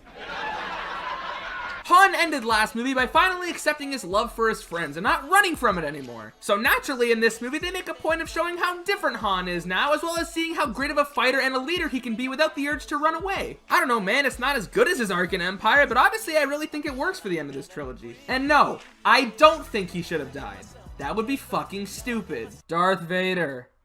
Again. Darth Vader is such a good fucking character. I already talked about how much I love him in Empire, and this movie builds off of that beautifully. Vader finding out Luke was his son really changed the way he looks at things, whether he wants to admit it or not. He has a soft spot for the idea of anyone from his life as Anakin Skywalker surviving, especially as kids. He's a lot more He's a lot more chill in this movie than he was in Empire, but I don't know, I think that makes sense. He's fighting this battle inside of him, trying to figure out what he should do, and that can only be brought out of him by Luke. And the redemption itself feels earned as hell. This movie makes a point of showing how Palpatine treats Vader like a box of wagon wheels, even talking about replacing him while he's literally right there. Anyway, when that moment finally comes where he picks up Palpatine and tosses him down to the pits of hell, it feels so satisfying. And that unmasking scene at the end never fails to make me teary-eyed. Because I'm allergic to eggs. Luke.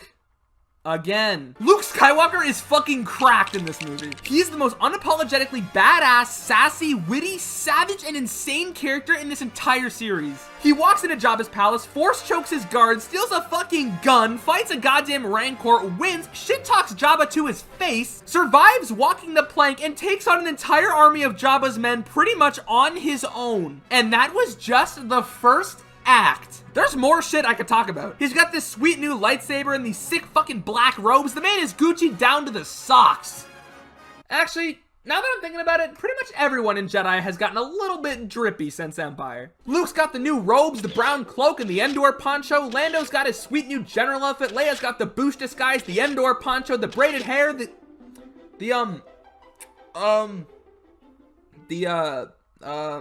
even Chewie got a fucking middle part. Everyone in this movie got one hell of an upgrade. Except Han. He's kind of got the same thing going on. Maybe everyone just went to JCPenney when he was in Carbonite, I don't know. That is the most sidetracked I've ever been in a video. Luke's changed a lot since Empire. He's not as rash or impatient, and he's got more experience now. He's calmer, more collected, and even the way he talks has changed a lot. I don't really think anybody would really disagree with you if you said that this is Luke's movie through and through. He's calling the shots in this one and even purposely gets himself captured by the boys in white so he can go shit talk the Emperor to his face. Even Vader's like, oh shit, chill the fuck out, man. Luke is without a doubt my favorite Star Wars character, and it is no secret that this movie is why. He's the perfect embodiment of what a Jedi should be, which is evident in the sense that he sees the guy who did this and still tries to save him. I think it's really smart and genius that the fall of Vader was due to the Jedi's ban on attachments, and the thing that ultimately brings Anakin back is Luke's attachments to him. Something that I guess they just forgot about in Boba Fett. Luke, how the fuck did you get that? That shit was burned in a furnace. Luke has the best action scenes in this movie. He has the best lines, the best outfit, and the best lightsaber fight in the entire series. Vader versus Luke on the Death Star 2 is a perfect action sequence. Not only is the choreography amazing, but it perfectly balances the fast and heavy style of dueling, while not forgetting to have breaks of dialogue splintered in between. My biggest issue with Revenge of the Sith is that during Anakin and Obi-Wan's fight, Obi-Wan rarely actually tries talking to Anakin to try and understand his viewpoint. He's just like, you're fucking crazy, Anakin, and starts doing 30 backflips. Luke and Vader have little breaks in the fight to try to convince each other to join the light or the dark while still keeping the pace consistent. And then later in the fight when Luke goes fucking apeshit on Vader, that shit has me on the edge of my damn seat every time I watch it. And I already fucking know what happens. I've seen this movie like 30 times. I'm very protective of Luke. Whenever I hear someone say he's just a boring character whose only trait is being a good guy, I want to force kick them in the fucking face. How can you watch this movie, let alone the other two, and still think that? Luke is such a perfect character in the original trilogy, with his struggles with impatience and anger following him till the very end, when he finally overcomes it by not giving in to his impulsive traits and tossing his weapon aside like a true Jedi. It's so perfect. Unlike Boba Fett. Yeah, so I'm gonna go ahead and pull a complete 180 on Boba Fett. I still think he's a total badass in Empire, but God, he's such a bitch in this movie. Sometimes I honestly forget Boba's even fucking in this movie. The reason I forget that is because this doesn't really feel like Boba Fett. This is like if it was a completely different character just wearing Boba Fett's armor. Josh Fett. The Boba that I know from Empire and Legends is a cowboy, a slick, cold, capable, and ruthless bounty hunter who will do whatever it takes to get paid, but a man who still follows a code of honor. Whenever I see Boba walk into a scene or a panel with his scratchy paint, his blaster bolt, dented armor, his Wookiee braid, his jetpack, and his flamethrowers, I rub my cold, clammy hands together, get a stupid fucking grin on my face, and say, oh, this is gonna be good. Boba actually does nothing in this movie. Not the nothing he did in Empire, like capturing Han Solo, talking back to Vader, tracking the Falcon, jumping Luke on Bespin, and getting away with all of it, but nothing as in he actually just does fuck all. It's nice to see him risen up the bitches, I guess, but outside of that, there's basically nothing.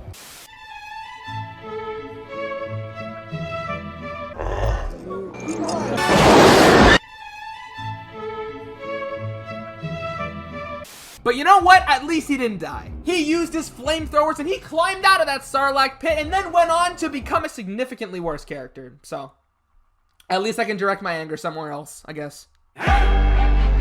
However, everybody else in this movie is still good. Lando is still the smoothest and most entertaining man in the galaxy, even if he does take a bit of a backseat in this one. Palpatine is a genuinely perfect villain and perfectly sells us on the idea that there's someone in this universe worse than Darth Vader. He's evil as hell and he's not even trying to hide it. Chewie and R2 are the same lovable side characters we've known since A New Hope, and weirdly enough, 3PO is a bit of a standout here. He has some genuinely really funny lines and is very important to a certain plot line. The Ewoks. The Ewoks were the first time Star Wars got kind of divisive, but not the last. Definitely not the last. Some people love the Ewoks because they're silly and cute, and some people fucking hated them because they're childish and stupid. And which camp do I fall under? I kind of like him. Whatever credibility I have left just went out the fucking window. And trust me, I get it. But let me explain myself. Whenever I watch Star Wars, I always have those little moments where I start thinking, what would somebody who's never seen Star Wars think of this? Mainly scenes like the boardroom scene in episode 4, the title crawls, and assuming they just think something like, oh, so it's just generic sci-fi garbage, without actually understanding the context and feeling that the rest of the movie would give. And I kind of have a similar feeling with the Ewoks. Every time I watch some of these scenes, I have that dark, intrusive thought of, what if the baddest bitch you've ever seen in your life walked into your room and saw you watching this? I'd probably kill myself. Without context, the Ewoks seem like a canceled Muppet movie, but I promise it actually does make sense for the trilogy. The Ewoks defeating this massive empire with sticks and stones is stupid. Congratulations, you're an imp. The whole point of the Ewoks is to show you how the empire overlooks the little guy. And to make toys, cartoons, games, books, and movies, and more. You really think they care about these random bears that don't even speak their language? No, what do they care? You see where I'm going with this? The Ewoks defeating the dull, armed machinery of the Empire through the use of their traditions and culture is the perfect way for the Empire to fall. The Empire has completely taken over Endor, installing their shield generator and setting up patrols all over the Force, and then getting defeated by the very people that they oppressed? That's fucking genius! Who knows, maybe you fucking Ewok haters just don't understand these kids' movies like I do. Sucks to suck. And that's a common thing with this movie. Everything that looks kind of stupid at a glance can make 10 times more sense when you put even the slightest amount of thought into it. I think Luke's plan to save Han in Act 1 is the perfect example of that. But I don't really want to get into it. I'm kind of tired. Alright, fine, I will. People say that Luke's plan to infiltrate Jabba's palace is stupid or doesn't make sense, and I'm here to tell you that it does. Alright, let me walk you through it step by step, alright? Lando gets planted into the palace as a skiff. Alright, makes sense. R2 and 3PO get sent in as a bargain. It doesn't work. Fine. So then Leia gets sent in with Chewie and the plan fucks up, so Jabba takes her in and okay, dude, I can't just not talk about how fucking sexy that is. Like, seriously, 3PO, put that thing away, man! And after that goes down, then and only then does Luke come in. Now, a lot of people see this plan as all of this having to happen, but I don't really think that's the case at all. I think things like Lando being planted in as a skiff or R2 having Luke's lightsaber are just contingencies in case shit hits the fan. And spoiler alert, it does. Do you honestly think that Luke could fucking predict that Jabba would see this message, deny the offer, keep the droids, get the jump on Leia, strip her naked, imprison Han and Chewie, send Luke down to fight the Rancor, and then that, and only that being the thing that takes him to the Great Pit of Carkoon? Who the fuck could predict all that? Notice how the plan becomes sloppier as it goes along. Like, do you honestly think this is the reaction of a man who knew he was gonna fight a Rancor today? No. This is the face of a man who thought Leia would sneak Han out of the palace safely overnight. The plan went wrong, that's why it's such a clusterfuck. I don't think Luke had to come all the way out here for his plan to work, and even then you could say, well, how would Luke even know that Jabba would take them to the Sarlacc? Obviously, Jabba has a reputation of doing this. Luke didn't just wake up one day with a hunch that this was gonna happen. You don't just have access to a giant tentacle monster in the desert and only use it once in a blue fucking moon. He probably comes out here all the time. Probably fucking dumps his garbage out here too, I don't know. You see how this super convoluted and messy plan actually isn't that crazy once you think about it for more than 3.5 seconds? This movie is more structurally sound than the internet would like you to believe. It's a shocker, I know. Oh shit, wait. Hold on. Yo, George, what's up, man? Uh-huh. Yeah, I defended the Ewoks. Yeah, and the Death Star. Uh-huh. Yeah, I did get Luke's plan. I actually just did that. Yeah, but I was thinking that. I'm thinking maybe for this one, 700. George, we talked about this. My minimum is 600. No, that doesn't give me the excuse to get the two. Okay, hold on. Just cut back to the story, okay? Thanks.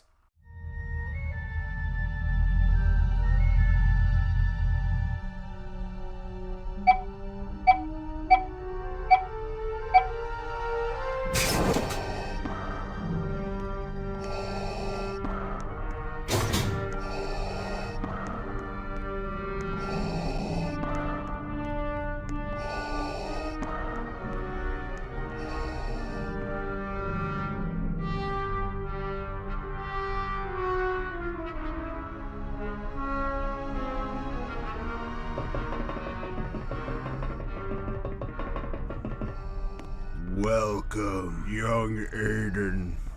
I have been expecting you. Hey, so I knew you were coming this weekend, so I got some juice boxes and some cheese strings. Jesus Christ, will you stop with the dad stuff? Okay. Do you want one? Yeah, sure. I'm looking forward to completing your training. In time, you'll call me Master. You're gravely mistaken. Oh, thanks, Dad.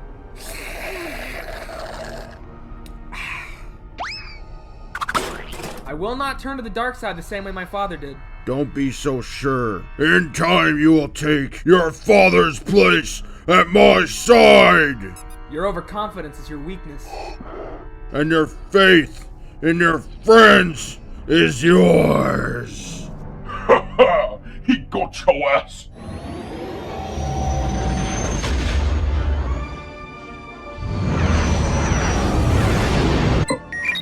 All wings report in. Red leader standing by. Green leader standing by. Unnamed rebel pilot standing by. Yellow leader standing by. Omni leader standing by. All wings, move into attack positions. May the force be with us! I can't get a reading on that shield. How can you not get a reading up or down? How could we be jammed if they didn't know that we're coming? Break off the attack. All wings, pull up! Pull up! Take evasive action. Admiral, we have enemy ships approaching. It's a trap! Fighters, incoming!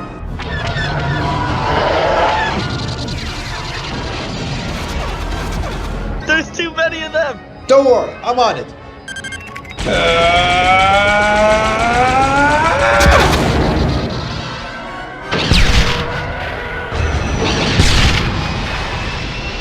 One up, old buddy. What's going on with that shield generator?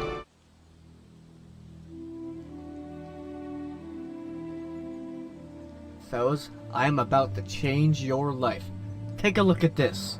Whoa, cool. Yeah, so just take that into the woods and don't tell anyone where you're going. Yes, sir. Right away. Oh, it's a hardcover.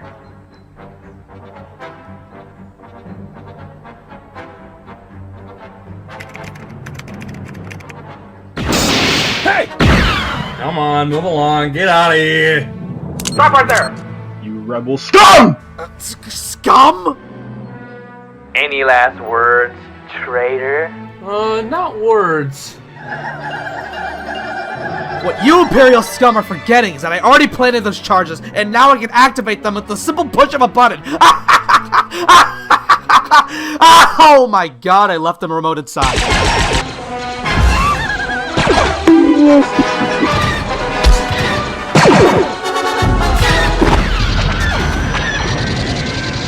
Red Lobster, keep their fire off the cruisers. On it!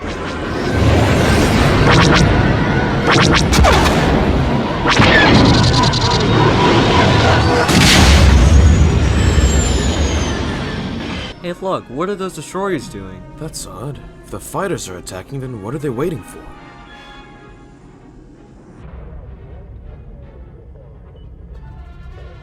Sir, we're in attack position. Should we proceed with the assault? No, I have orders from the Emperor himself to hold our fire.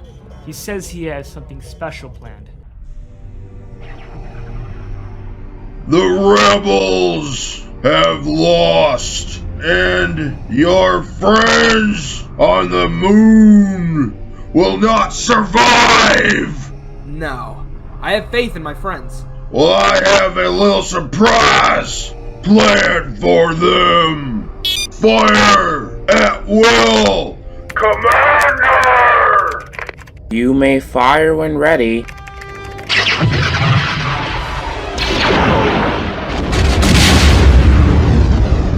That blast came from the Death Star. Holy shit, that thing's operational! No, not now. Later!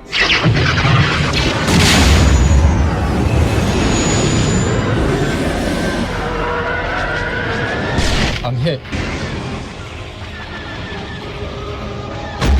Admiral, waiting on orders. Yeah, the Admiral's not exactly in right now.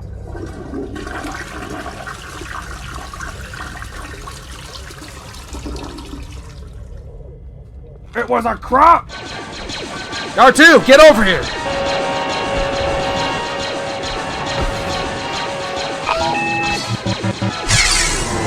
Seeing your friends in danger, it upsets you. Let the hate flow through you. Take your lightsaber and strike me down. No. Please? Nuh-uh. I dare you. I double dog dare you to strike me down. Hey, you maybe want to get the hell out of here? That's probably a good idea.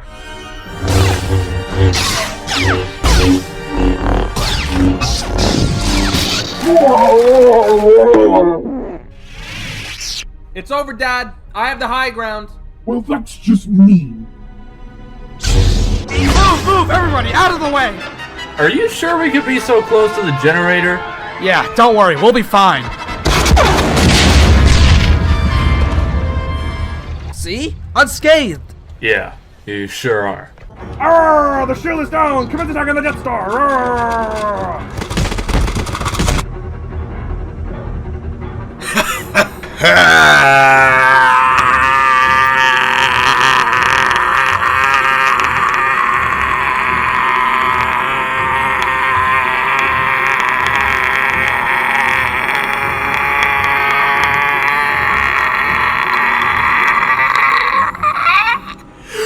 I told you they'd do it!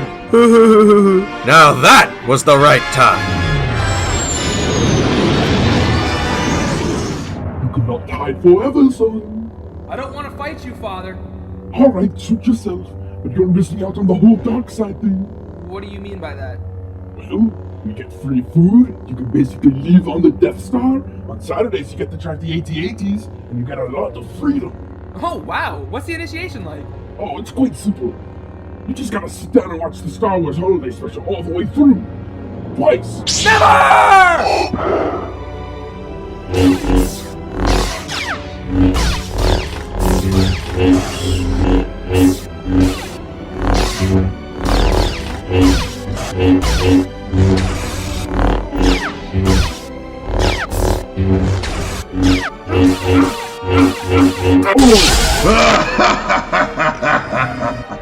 Good!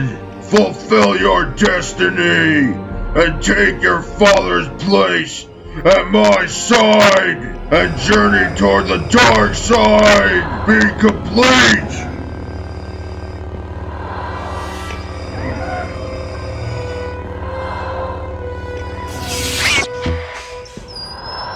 No, I'll never join the dark side. I'm a Jedi, like my father before me. So be a Jedi. What are you looking at me like that for? You look like you're about to shoot lightning out of your hands. Oh shit!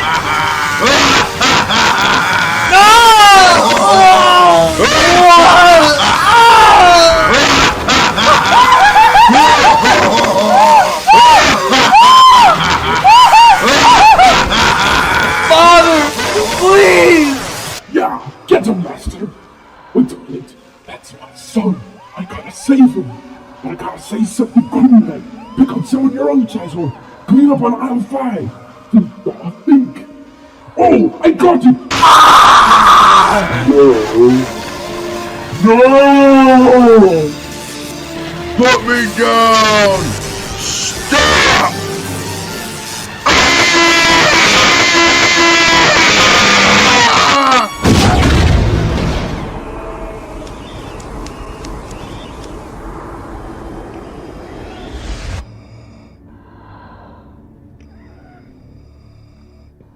Thank you, Father. You saved me. But what was with the no? That was kind of dumb, I think. Oh. Yeah.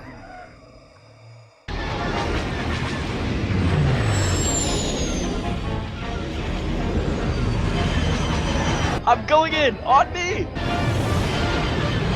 Here goes nothing.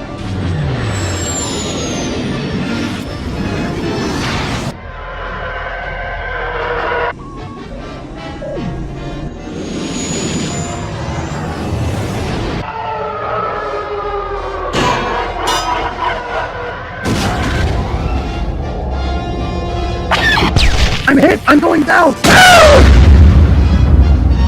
split up. See if you can find that power generator. On it, Gold Leader.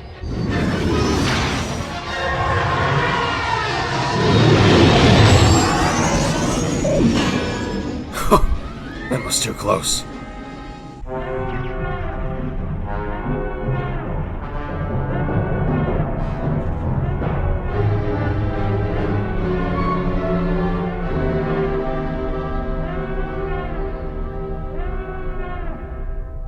Aiden, help me take this mask off, just for once.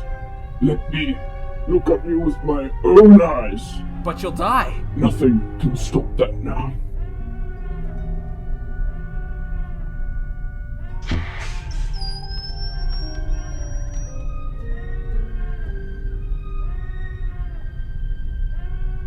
Son, you were right.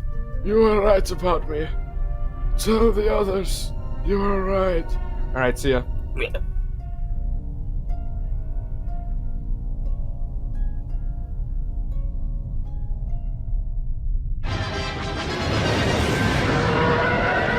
Concentrate fire on the destroyer!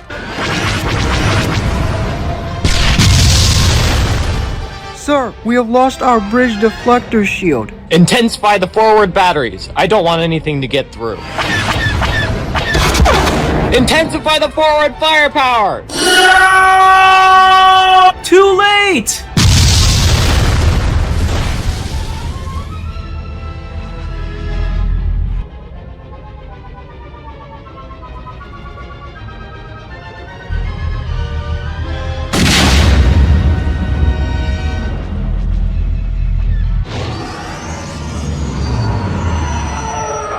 There it is. Alright, take out that power station. Way ahead of you.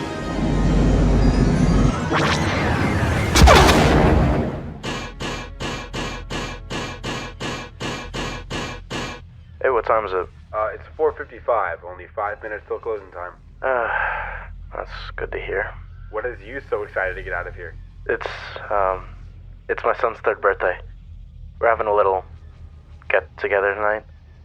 He's finally at that age where he'll start remembering things for the rest of his life. Aw, that's sweet. Yeah. What do you got going on tonight? Well, Joan and a couple of guys from HR were gonna hit Mos Eisley tonight for some drinks and invited me. Oh, nice. You gonna go? Oh, nah. My dog's sick, and I'm afraid if he gets left alone, he could have a seizure or something. I'm really sorry to hear that, man. But don't worry. Everything will be just fine.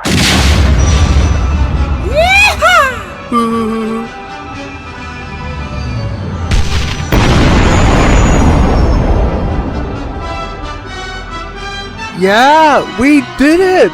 Woo! I'm sorry. What exactly did you do? We helped.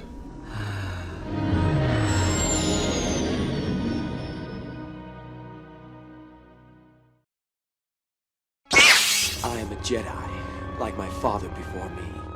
You were right. You were right about me. Alright, George. Fine. I'll take the 400. That's fine. Okay? But when I do the prequels, I'm getting paid a lot more, okay? I'm talking at least 1,600. Yes, George. I can't keep doing this for such a low price. You're lucky I like these movies. Okay.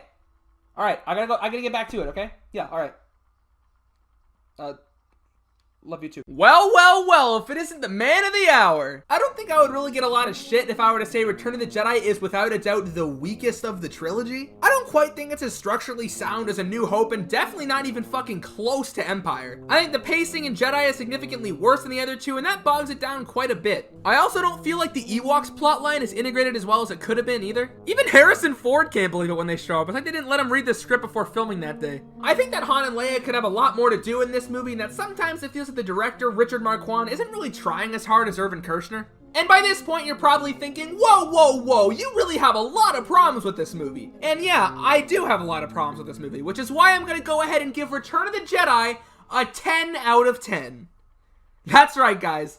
I'm going rogue on this one. But you just listed all the flaws. How can you say it's a 10 out of 10? Because I said so, bitch. Return of the Jedi doesn't get the perfect movie seal of approval because it actually is perfect. It definitely isn't. But because the feeling it brings out in me while I'm watching it is perfect. Whenever I watch Jedi, I just get so sucked into the story and the characters that by the time it's over, I've already cried. Like, a few times, actually. Luke and Han's hug at the end is one of the most comforting and reassuring things I've ever seen, and I can't really explain why. That's the thing with Return of the Jedi. I can't really explain why I like this movie so much, but it just hits me right in the soul. Return of the Jedi is the perfect ending to the original trilogy, and for me, the definitive ending of Star Wars. It's okay to like the sequels. Hell, I even like 2 of them. But to me, this is where the story of Star Wars ends. Episodes 1 through 6 showcase the rise, fall, and rise again of Anakin Skywalker, and by the end of this movie, that story arc's been completed. Return of the Jedi ends with a cheerful celebration on a small forested planet after the war we've been following for 3 movies has finally come to a close. The thing I love about the ending is that there aren't any loose ends. None of the villains escaped, the main cast is all together, and we even see that Anakin's spirit will live on.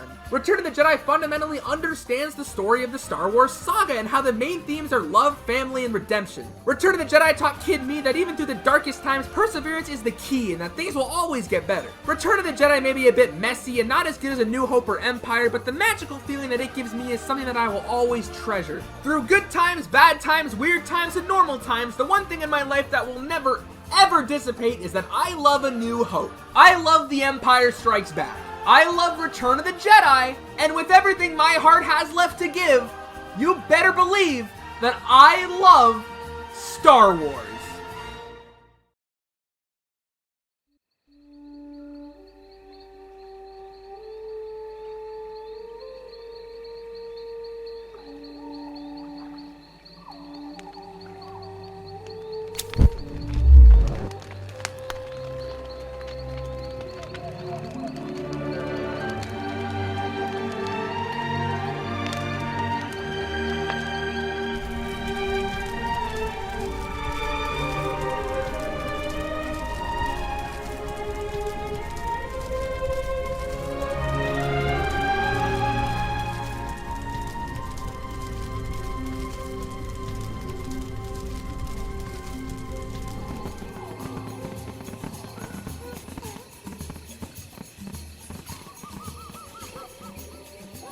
So then I walked into the throne room and told off the Emperor myself. He had no choice but to jump into that reactor shaft. He was so scared. There is absolutely no way that happened. It's true. I was there. Can I have my $3 now? This is great. Hey, Jack! So, real quick, I'm gonna redo some of the screens, but from fun. Oh, nice. I get to be all young and sparkly? Dying is awesome! Get to be young? We did not. Why does he get to be young? I don't know. Thanks for watching over me, you guys. What's up? Oh, hell no! Not you again! No!